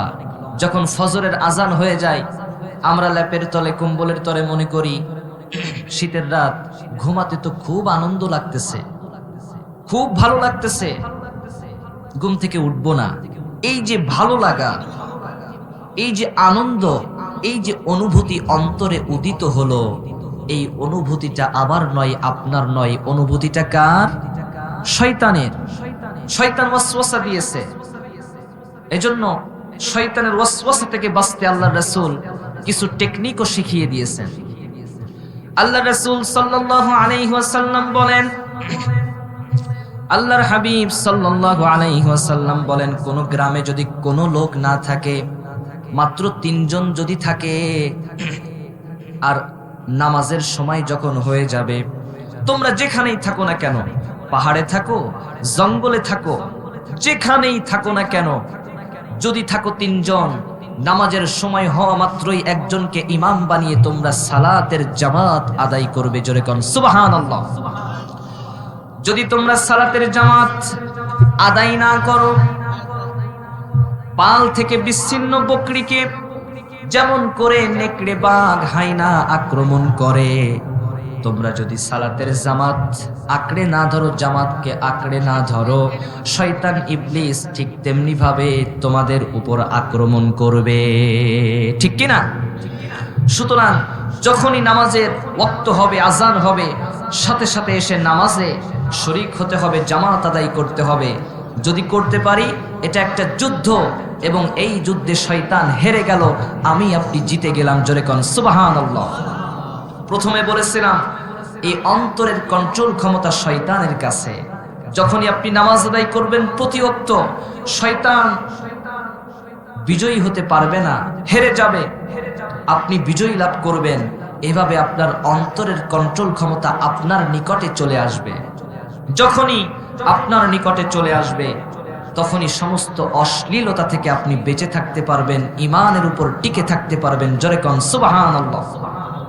এজন্য শয়তানকে প্রতিহত করতে হবে নামাজের মাধ্যমে, কোরআন তেলাওয়াতের মাধ্যমে। জোরে কোন ঠিক কিনা?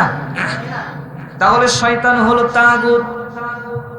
এই শয়তানকে প্রতিহত করতে, মোকাবেলা করতে 5 ওয়াক্ত সালাত কায়েম করতে হবে। সালাত মিস করা যাবে নাকি? বলেন বলেন, মিস করা যাবে নাকি? না না, এই তাগুতকে বর্জন করতে হবে।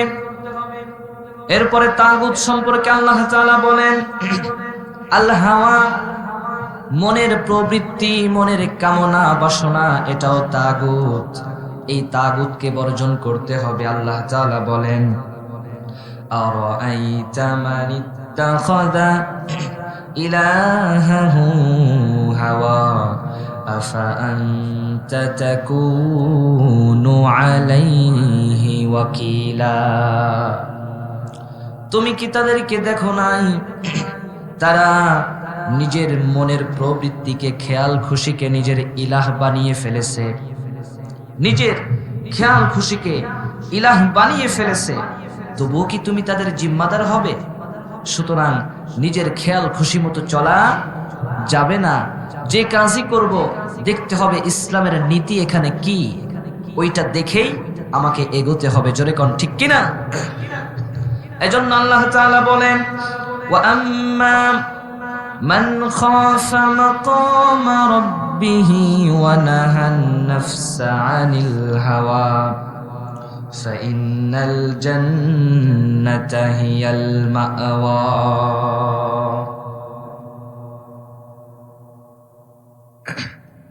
আল্লাহ তাআলা বলেন, যে ব্যক্তি নিজের খেয়াল খুশি মতো না চলে, আল্লাহর সামনে দাঁড়ানোকে ভয় করেছে, আল্লাহর দেওয়া নীতি শরীয়ত অবলম্বন করে চলেছে, আল্লাহ তাআলা বলেন ফাইন্নাল জান্নাতা হিয়াল মাওয়া, লোকটার আবাসস্থল হবে জান্নাত।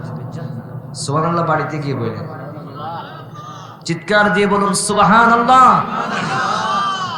তাগুত সম্পর্কে আল্লাহ তাআলা বলেন, আলাম তারা ইলাল্লাযীনা ইয়াজউমুনা আন্নাহুম আমানু বিমা উনজিলা ইলাইকা ওয়া মা উনজিলা মিন ক্বাবলিক ইউরিদুনা আন ইয়াতাহাকামু ইলা الطاغوت وقد أمروا أن يكفروا به। আল্লাহ তাআলা বলেন, হে নবী, আপনি কি তাদের প্রতি লক্ষ্য করেননি? তারা বলে, হে নবী মুহাম্মদ সাল্লাল্লাহু আলাইহি ওয়াসাল্লাম, আপনার উপর যেটা নাজিল হয়েছে এবং আপনার পূর্বে যেটা নাজিল হয়েছে আমরা তার উপর ঈমান এনেছি। কিন্তু তাদের দিকে তাকিয়ে দেখেন, লক্ষ্য করে দেখেন, বিচার ফাইসালার জন্য তারা তাগুতের দরবারে চলে যায়। ঠিক কিনা? তাগুত সম্পর্কে আল্লাহ তাআলা বলেন, আম লাহুম শুরাকাউ শারউ লাহুম মিনাদ-দীনি মা লাম ইয়াযাম বিহিল্লাহ।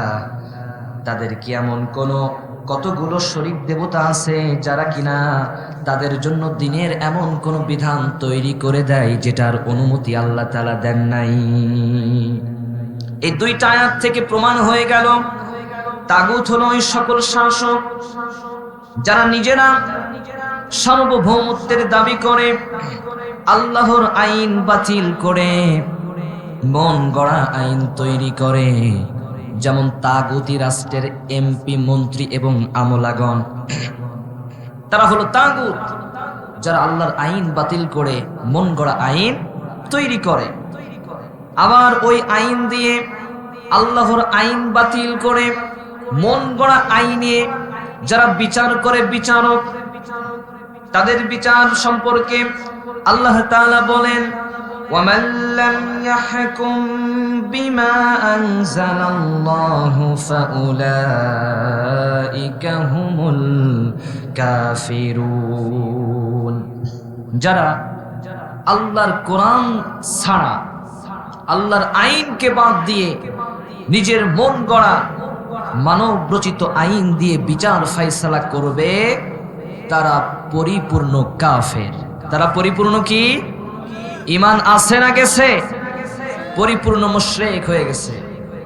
যদিও মসজিদে এসে নামাজ আদায় করে, যাকাতও দেয়, হজও করে, কিন্তু বিচার ফাইসালা করার জন্য আল্লাহর আইন দেখে না, মন গড়া আইনে বিচার করে, সে ব্যক্তি আল্লাহকে মানার পরেও মুশরিক। আল্লাহ তাআলা বলতেছেন, ওয়ামা ইউমিনু আকসারুহুম বিল্লাহি ইল্লা ওয়া হুম মুশরিকুন।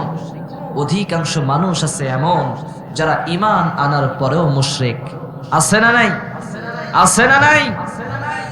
সুতরাং আল্লাহর আইন বাতিল করে মন গড়া আইন তৈরি করতে এবং এগুলোর বাস্তবায়ন করতে যারাই জড়িত, যারাই জড়িত, যারাই জড়িত, সকলেই তাগুত।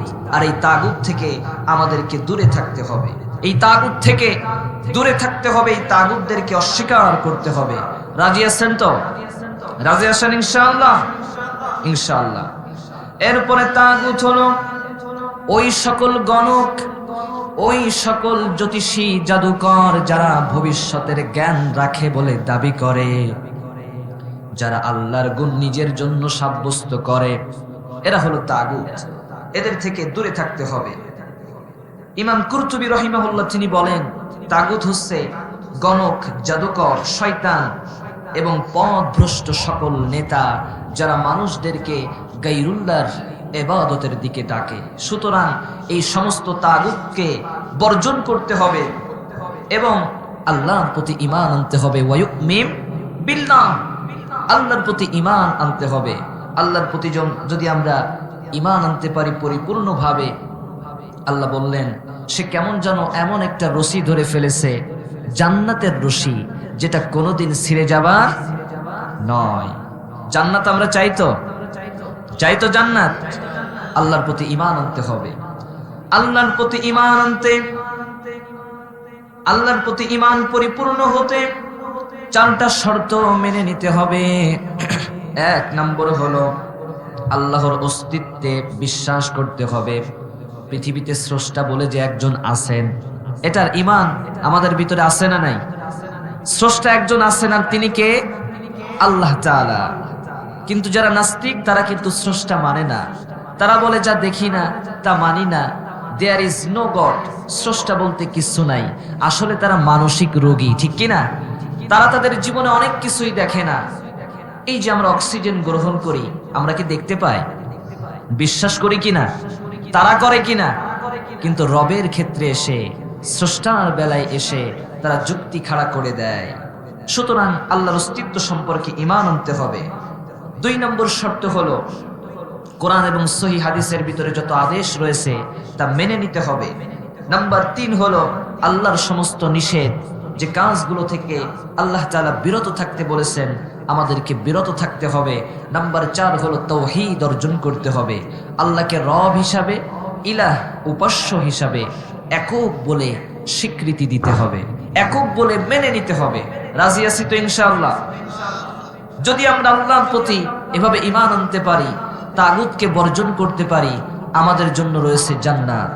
আমাদের জন্য কি রয়েছে? জান্নাত। আমরা জান্নাত চাইতো? জান্নাতে যেতে হলে ঈমান নিয়ে মরার দরকার আছে না নাই? বলেন বলেন, আছে না নাই? ঈমান নিয়ে আমরা মরতে চাই কারা কারা? দুই হাত একটু উঁচু করে আল্লাহকে দেখান। আল্লাহ কবুল করুক, বলি আমিন। আর জোরে বলি আমিন। আমরা বেশি বেশি দোয়া করব আল্লাহ যেন আমাদেরকে ঈমানের পথে অবিচল রাখে, ঈমানের সাথেই মৃত্যু দান করে, বলি আমিন। ঈমানের পথে অবিচল থেকে আমার মরণ যেন হয় তোমারই কাছে মিনতি আমার, তোমারই কাছে মিনতি আমার, মহামহিম দয়াময়। ঈমানের পথে অবিচল থেকে আমার মরণ যেন হয়, বলি আমিন। সম্মানিত হাজিরিন, ইতোমধ্যেই আমাদের সামনে উপস্থিত হয়ে গেছেন মঞ্চে, তিনি আসন গ্রহণ করেছেন অত্র মাহফিলের সম্মানিত প্রধান আকর্ষণ, অত্র মাহফিলের মধ্যমণি যাকে আমরা মনে করছি বিশ্বজয়ী হাফেজ হযরত মাওলানা মুহাম্মদ জাকারিয়া সাহেব। হাফেজ, বিশ্বজয়ী হাফেজ হযরত মাওলানা মুফতি মুহাম্মদ জাকারিয়া সাহেব। আমি তার জন্য সকলের নিকট দোয়া চাইব, আল্লাহ তার কণ্ঠকে যেন দ্বীনের জন্য, ইসলামের জন্য কবুল করে নেন, বলি আমিন। দেশ বিদেশে তিনি সফর করেন, তিনি তার সুললিত কণ্ঠে আপনাদেরকে কোরআন থেকে শোনাবেন ইনশাআল্লাহ। আমি আমার বক্তব্য আর দীর্ঘ করব না। এখনই নরেন্দ্রপুর মোল্লাপাড়া দারুল উলুম হিফজুল কোরআন মাদ্রাসার যে সকল ছাত্র হেফজ কমপ্লিট করেছে, আমরা তাদের পাগড়ি বিতরণের পরেই আমরা বিশ্বজয়ী হাফেজ হযরত মাওলানা মুফতি মুহাম্মদ জাকারিয়া সাহেব তার থেকে কোরআন থেকে শুনব ইনশাআল্লাহ। আল্লাহ রাব্বুল আলামিন আমাদেরকে কবুল করুন। ওমা তৌফিকি ইল্লা বিল্লাহ।